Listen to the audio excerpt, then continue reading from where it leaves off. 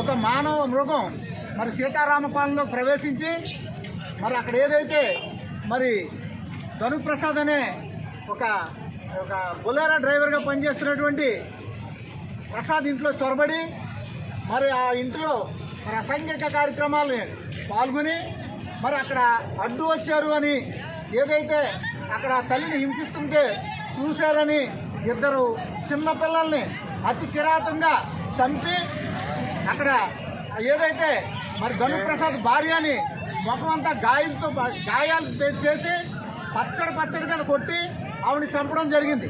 అది చూసి పిల్లలు కన్నీరుతో మా తల్లిని ఏమీ చేయకు, మిమ్మల్ని ఎక్కడ ఎవరికి చెప్పం అని ప్రాధాయపడితే కాళ్ళుతో తన్ని మెడనరాలు ఇరిగిపోయేలాగా ఆ పిల్లల్ని కాలు గుండెల మీద వేసి తొక్కి రాడ్డుతో కొట్టి అత్యంత కిరాతంగా చంపిన వ్యక్తి మరి సురేష్.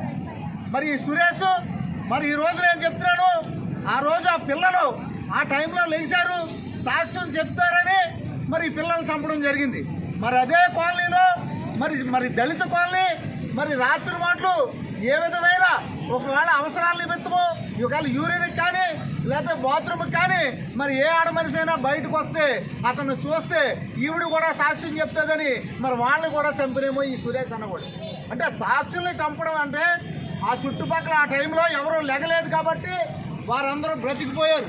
ఎవరన్నా లెగిచి ఏదైనా అలజడి జరిగిందని ఒంటరిగా వస్తే వారిని కూడా సాక్షులనే వేపంతో చంపేసినేమో. అటువంటి మానవ మృగాన్ని ఇద్దరు చిన్నపిల్లలు, ముక్కు పచ్చలారిన పిల్లలు, 8 సంవత్సరాలు 6 సంవత్సరాలు, ఆ పిల్లల్ని చంపడానికి మనసు ఎలా ఒప్పింది అని సురేష్ని అడుగుతున్నాం. సరే నువ్వు చంపావు, మరి ఏదైతే జరిగిందో మరి జరిగిన దానికి నీలో ప్రాయశ్చిత్తం లేదు. మరి ఈ కుటుంబం ఈవేళ భార్యని కోల్పోయి 2 బిడ్డలను కోల్పోయి ఏకాకిగా మిగిలినటువంటి ఈ ధనుప్రసాద్ న్యాయం జరగాలంటే ఏదైతే ఈ ముద్దాయి ఉన్నాడో అతనికి ఫాస్ట్ ట్రాక్ కోర్టు పెట్టి ముందుగా పీడీ యాక్ట్ పెట్టాలి. అతనికి బెయిల్ అనేది ఇవ్వకూడదు. బెయిల్ లేకుండా పీడీ యాక్ట్ పెడితే 1 ఇయర్ వరకు బెయిల్ రాదు. ఈ 1 సంవత్సరంలోనూ అతని మీద ఏదైతే ఇది జరిగిందో దీన్ని నిరూపణ చేసి అతనికి మరణ శిక్ష విధించాలి.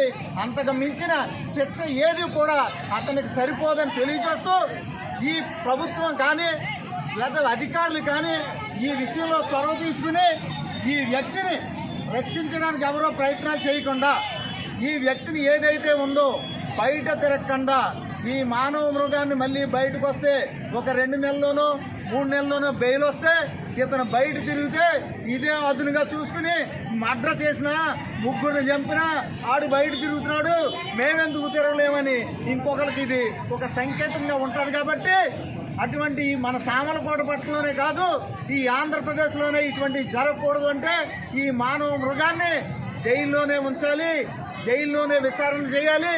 జైల్లో ఉండగానే ఇతను ఉరి శిక్ష తీయాలి తప్పించి ఇతను బయటకు వదలడానికి ఎట్టి పరిస్థితుల్లో మేము ఒప్పుకోము. కాబట్టి దీన్ని దయచేసి మేము కొంతమంది మీ మీడియా ద్వారా మేము అప్పీల్ చేస్తున్నాం.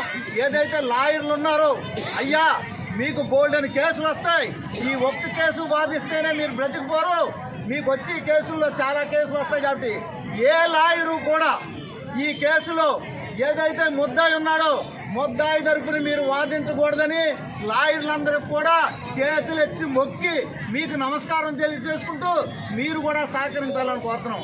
అలాగే పోలీస్ డిపార్ట్మెంట్ వారు కూడా ఏదైతే తల్లి అమ్మాయి మాధురి తల్లిని స్టేట్మెంట్గా తీసుకుని ఈవేళ కేసు ఫైల్ చేయడం జరిగింది. మాధురి తల్లి మీద మాకైతే నమ్మకం లేవు.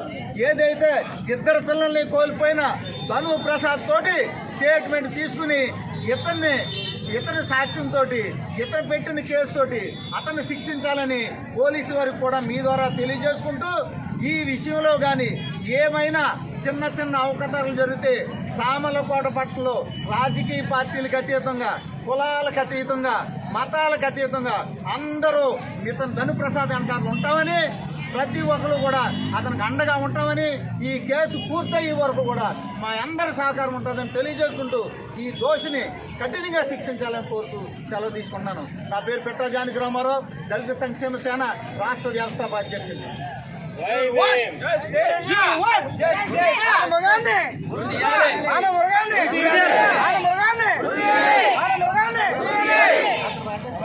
ఎదురు